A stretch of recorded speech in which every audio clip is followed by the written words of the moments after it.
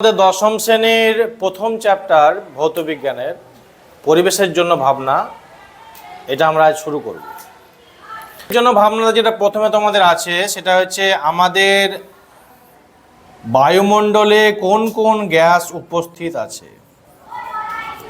বায়ুমণ্ডলের গ্যাস সমূহ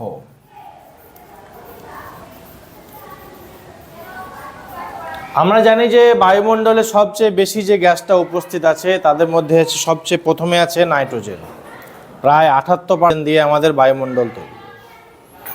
দ্বিতীয় নম্বরে যে গ্যাসটা আছে হচ্ছে অক্সিজেন, যে গ্যাস ছাড়া আমরা পৃথিবীতে বাঁচতে পারতাম না। এরপরে পরিমাণগতভাবে সবচেয়ে কম বিভিন্ন ধরনের নিষ্ক্রিয় গ্যাস, তাছাড়াও কার্বন ডাইঅক্সাইড, আর্গন, তারপরে মিথেন, নাইট্রাস অক্সাইড, এই সমস্ত গ্যাসগুলো দিয়ে আমাদের বায়ুমণ্ডল তৈরি। বায়ুমণ্ডলের যদি আমরা স্তর অনুযায়ী দেখি, আমাদের যদি এটা ভূপৃষ্ঠ হয়, মোটামুটি ভূপৃষ্ঠের প্রথমে মোটামুটি প্রায় 10 কিলোমিটার জুড়ে আমাদের যে স্তরটা বর্তমান তার নাম হচ্ছে ট্রপোস্ফিয়ার। ট্রপোস্ফিয়ার, এই ট্রপোস্ফিয়ারের মধ্যে যত গ্যাসীয় অণু সবচেয়ে বেশি পরিমাণে আছে, প্রায় তুমি ধরতে পারো যে প্রায় 70 থেকে 80% গ্যাসীয় অণু এই ট্রপোস্ফিয়ারের মধ্যে অবস্থিত। এই ট্রপোস্ফিয়ারের মধ্যে যত প্রাকৃতিক ঘটনা, বিশেষ করে ঝড়, বৃষ্টি, এই সমস্ত প্রাকৃতিক ঘটনাগুলো এই ট্রপোস্ফিয়ার স্তরের মধ্যে ঘটে। এরপর যখন আমরা আরেকটু উপর দিকে যাব, দ্বিতীয় নম্বর স্তরে, তার নাম হচ্ছে স্ট্র্যাটোস্ফিয়ার। এটা মোটামুটি ভূপৃষ্ঠ থেকে প্রায় 40 থেকে 50 কিলোমিটার পর্যন্ত বিস্তৃত। এই স্তরটাকে নাম দেওয়া হয়েছে শান্তমণ্ডল, কারণ এখানে কোনো কিছুই নেই, মানে গ্যাসীয় উপাদান যেহেতু কম, এই কারণে এই স্তরে কোনো কিছুই ঘটে না, মানে মেঘ, বৃষ্টি, যে ঝড় যেগুলো তৈরি হয় প্রাকৃতিক ঘটনা, সেটা কোনো কিছুই তৈরি হয় না। স্ট্র্যাটোস্ফিয়ারের একটু নিচের দিকে একটা স্তর আছে, যে স্তরটাকে বলা হয় পৃথিবীর ছাতা। যে স্তরটা না থাকলে মানুষ রোদে বের হতে পারত না, সেই স্তরটার নাম হচ্ছে ওজোন স্তর।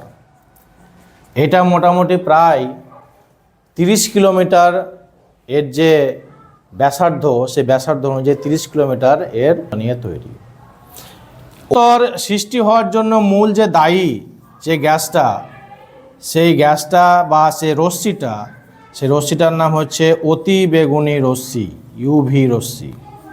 এই ইউভি রশ্মির প্রভাবে অক্সিজেন পরমাণু তৈরি হয় প্রথমে। সেই অক্সিজেন পরমাণু পুনরায় আবার অক্সিজেনের সঙ্গে যুক্ত হয়ে তৈরি করে ওজোন গ্যাস।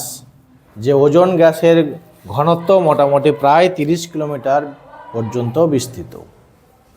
এই ওজোন স্তর আছে বলে আমাদের যে সূর্য থেকে আসা অতিবেগুনি রশ্মি পৃথিবীর বায়ুমণ্ডলে প্রবেশ করতে পারে না এবং আমরা সুরক্ষিত থাকি। যদি ওজোন স্তরের অতিবেগুনি রশ্মি আসতো পৃথিবীতে, তাহলে আমাদের যে চামড়ার যে ক্যান্সার, চোখের রেটিনা নষ্ট হয়ে যাওয়া, এই সমস্ত ঘটনাগুলো দেখা যেত। এর পরবর্তী ওজোন স্তরের পরে সেই স্তরটার নাম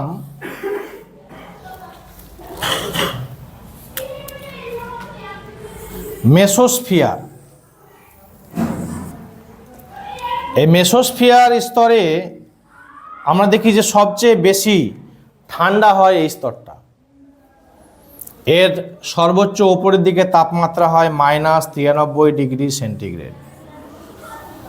শীতলতম একটা স্তর হিসাবে এই মেসোস্ফিয়ারকে ধরা হয়েছে। এখানে গ্যাসীয় উপাদানের পরিমাণ একেবারেই কম থাকে, বেশি পরিমাণ থাকে না। এবং এখানে এই ঠান্ডা হওয়ার জন্য পরবর্তী যে স্তরটা আছে, অর্থাৎ থার্মোস্ফিয়ার বা আয়োনোস্ফিয়ার যাকে বলা হয়, সে থার্মোস্ফিয়ার বা আয়োনোস্ফিয়ারের উষ্ণতা অনেক গুণ বেশি বৃদ্ধি পেয়ে যায়। প্রায় সর্বোচ্চ তাপমাত্রা দাঁড়ায় এর 1250 থেকে 1300 এরকম তাপমাত্রা সর্বোচ্চ দাঁড়ায়। এই স্তরে তাপমাত্রা অত্যাধিক পরিমাণ বেশি হওয়ার কারণে এখানে দেখা যায় কি যে গ্যাসীয় অণুগুলো আয়নে ভেঙে যায়, আর আয়নে ভাঙে বলে এই স্তরের অপর নাম দেওয়া হয়েছে আয়নোস্ফিয়ার। তাই থার্মোস্ফিয়ারের অপর নাম কি তাহলে? স্ফিয়ার। সর্বোচ্চ তাপমাত্রা হয় মোটামুটি 1200 থেকে 1300 ডিগ্রি সেন্টিগ্রেড। এর ওপরে যত স্তর, থার্মোস্ফিয়ারের পরে ম্যাগনেটোস্ফিয়ার, এক্সোস্ফিয়ার, যত উপর দিকে যাব তাপমাত্রা কিন্তু আর কখনোই কমবে না, এবার তাপমাত্রা উপর দিকে বৃদ্ধি পেতেই থাকবে। কারণ এখানে যখন আমরা পরবর্তী স্তরটা যাব, ম্যাগনেটোস্ফিয়ার স্তর যেটা, সেই স্তরে তাপমাত্রা মোটামুটি প্রায় 1600 ডিগ্রি সেন্টিগ্রেডের ওপরে হয়ে যায়। তারপরে সর্বোচ্চ লাস্ট যে স্তরটা আছে এক্সোস্ফিয়ার, সেই স্তরে তাপমাত্রাও কিন্তু প্রায় 2000 ডিগ্রি সেন্টিগ্রেডের ওপরে। কারণ এখানে আমাদের যে বায়ুমণ্ডলের ওপরের দিকে যে সূর্যের যে রশ্মিটাকে নাম দেওয়া হয়েছে IR, ইনফ্রারেড রশ্মি, সেই রশ্মিটা বায়ুমণ্ডলে যখন আসে, এই ওজোন স্তর থাকার কারণে সেই রশ্মিটা কিন্তু পৃথিবীতে প্রবেশ করতে পারে না, সেটাই আবার পুনরায় কি হয়, ফিরে যায়। এই ফিরে যাওয়ার কারণে তাপমাত্রা এত তারতম্য দেখা দেয়। এই হচ্ছে মোটামুটি তোমাদের বায়ুমণ্ডলের বিভিন্ন যে স্তরগুলো আছে সেই স্তরগুলো সম্বন্ধে সংক্ষেপে বর্ণনা।